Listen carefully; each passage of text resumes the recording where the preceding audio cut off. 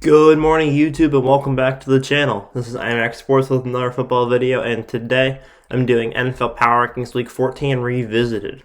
I got a lot of comments about this on my first Power Rankings video this week, and I've only done one of the Revisited Power Rankings video before, but I got a lot of questions for this, a lot of suggestions, so I'm bringing it back. So this is my Revisited Power Rankings. There's two Monday night games and a Tuesday night game, so there's a lot of football to get into. Before we get into that, this graph is something that everyone on YouTube shows their audience. It's kind of annoying and everyone hates it, but only 14% of you are subscribed, so just make sure that if you're not subscribed already and you like the videos, then you hit that button. It's free and you can always unsubscribe. So with that, let's get right into the video. So because this is Power Rankings Revisited, I'm only going over the teams that it impacts. I'm not going over any of the teams that haven't been changed. So if you haven't seen the original Power Rankings video for Week 14, make sure to check that out before you see this one. That video was made Sunday night before the Monday or Tuesday games. So with that being said, the up-and-coming teams, the Texans and the 49ers are unchanged. The 49ers, I believe, were 19, now they are 20. The Texans are still, they used to be 20, now they're 21. The only reason why they dropped is because the Washington football team got bumped up from 23.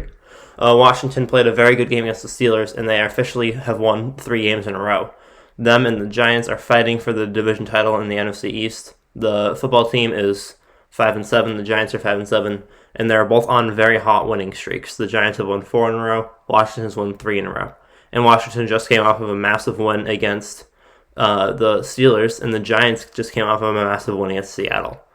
Both of these teams could potentially be bumped up to the next tier. Next week, they'll be the first NFC East tier to cross into the playoff territory since the very beginning of the season.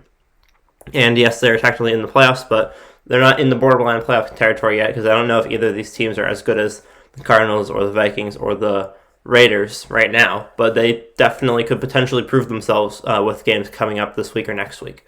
So both of these teams are looking to be very solid teams. They're looking to be able to make the playoffs and potentially do something with their playoff appearances. As for San Francisco and the Texans, they both have very solid chances of doing well next year.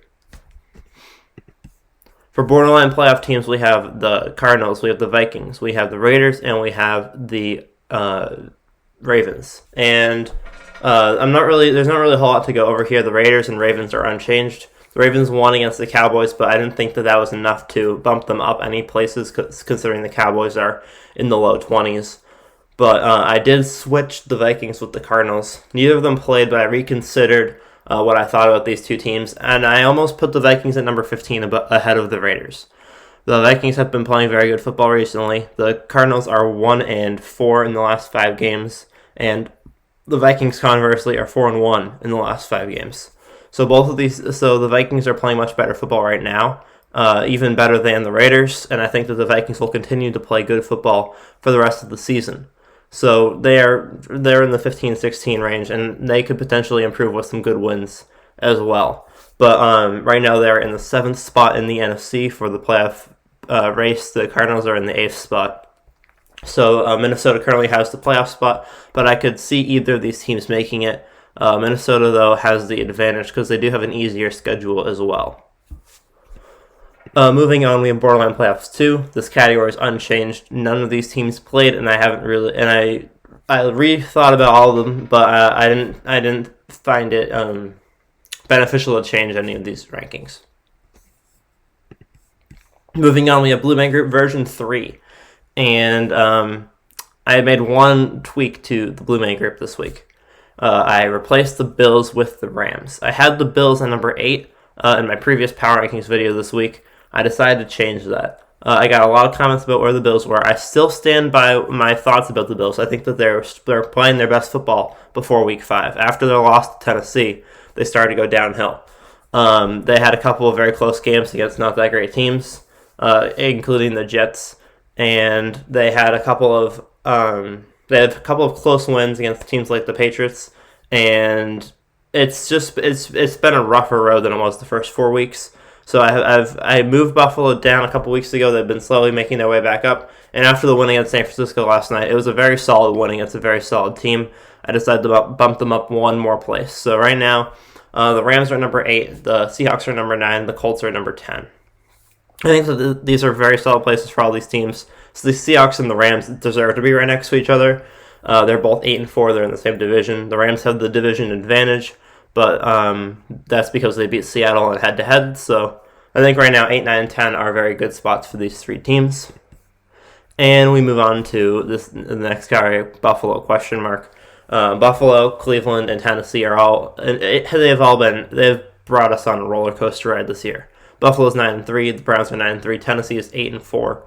The reason why Tennessee is still above Buffalo is because I think Tennessee's defense is stronger, and I think that their offense. I like their offense. I like the chemistry between Tannehill and Henry. I've said this the whole season, and I think that this offense is going to continue to dominate the NFL. I usually don't use head-to-head matchups to determine rankings greatly because one game is not a large sample size by any stretch of the imagination. But I do know that none of these teams are elite, and I do know that I have no idea which ones of these teams are better. Buffalo, the Titans, and the Browns all have had very interesting seasons. I don't know which one of these teams is better than the others. So in this situation, I did use head-to-head matchups. The Browns beat the Titans beat the Bills. And that's how I judged these 3 teams. They all have interesting schedules to end off the season, so how they play in those games will definitely impact whether these teams will stay in 5 through 7, whether they'll go up to 5 or down to 7 or down to the Blue Man Group. Of course, the Browns can't be in the Blue Man Group, so if they end up going down there, it'll have to change. But for this category, it's I used head-to-head matchups because I couldn't really think of another way to score these 3 teams. I do think that Tennessee is better than Buffalo, though. I'm not sure where the Browns are right now, but I do think that Tennessee and Buffalo are in good spots. And last but certainly not least, we have the NFL's elite. And for this week, the Kansas City Chiefs have officially claimed the spot at number 1. So I know a lot of people are telling me, put Kansas City ahead of Pittsburgh. I want to keep Pittsburgh in the lead, first of all, because they're undefeated, and second of all, because I do think that they have a very strong team. I don't know which of these 2 teams I'd pick in a head-to-head matchup. I might still pick Pittsburgh. I know that they lost to the football team, but the football team is an up-and-coming team. They've won 3 in a row, and it was a tough fought game. And Alex Smith is 3-1, I believe, as their quarterback. So Alex Smith has only lost 1 game on the season. He's 75%. So with Alex Smith, Washington is doing much better. They're actually a pretty solid team. So with that being said, I have no shame in dropping the Steelers down to 3. I think that they do have a spot in the NFL's elite, and I think that they are better than the Packers. They have a very strong defense. They have a very solid offense.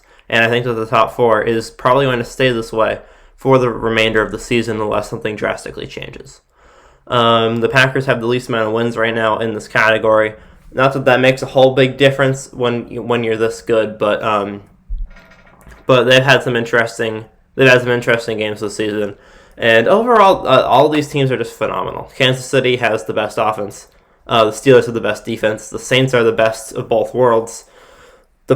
Actually, the Packers might have the best offense. But with all that being said, any one of these teams could win the Super Bowl. Any of the teams in the top 10 could win the Super Bowl, but these teams definitely have the strongest chance. You also have Patrick Mahomes and Aaron Rodgers, both MVP candidates right now in this group. So it's a very strong group of football teams. The Steelers had to take a dip after losing their first game. I said I would never drop the Steelers out of number 1 until they lost their first game. And they lost their first game this week. The Saints have been looking stronger than ever, even without Drew Brees. Kansas City Chiefs have been looking... They had a rough game this week against the Broncos. They had a close game this week. But next week, my Dolphins-Chiefs will tell us a lot about where that Chiefs team is at right now. So, thank you guys for watching the video. Hope you guys enjoyed. I don't like doing these redos because I do like to broaden the range of my content on the channel every week. But considering that I got so many different comments asking for this, I figured I would do it for this week. So, hope you guys enjoyed. Make sure to leave a like, smash subscribe if you are new, and I'll see you guys all in the next video. Peace out.